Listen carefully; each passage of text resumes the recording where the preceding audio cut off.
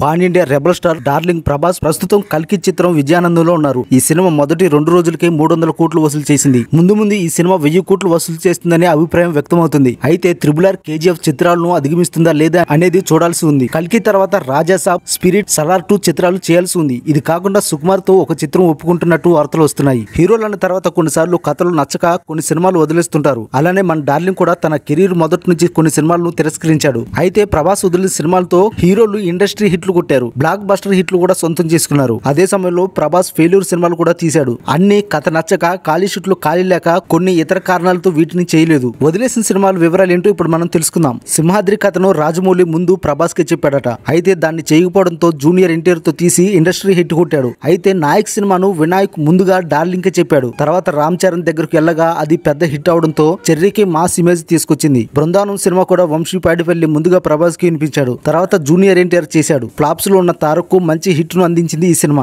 Dil cinema కూడా ముందుగా ప్రభాస్ దగ్గరికి వచ్చింది. తర్వాత వినాయక్ నితిన్ తో చేసి భారీ హిట్ కొట్టారు. సుకుమార్ మొదటి చిత్రం ఆర్య కూడా డార్లింగ్ దగ్గరకు వచ్చింది. ఆ తర్వాత అల్లు అర్జున్ చేసి ఇండస్ట్రీలో స్థిరపడ్డాడు. సురేందర్ రెడ్డి, రవితేజతో చేసిన కిక్ కూడా ప్రభాస్ చేయాల్సి ఉంది. దీన్ని రవితేజ చేసి భారీ హిట్ అందుకున్నాడు. మహేష్ బాబు భూమిక చేసిన ఒక్కడు సినిమా స్క్రిప్ట్ నచ్చక ప్రభాస్ చేయనన్నాడు. ఆ తర్వాత మహేష్ బాబు చేసి ఇండస్ట్రీ హిట్ కొట్టాడు. అంతేకాదు ఈ సినిమాతో ఒక్కసారిగా స్టార్ హీరో అయ్యాడు మహేష్ బాబు. ఓసరవెల్లి, జిల్, డాన్స్ చిత్రాలు కూడా ముందుగా ప్రభాస్ వద్దగా వచ్చాయి.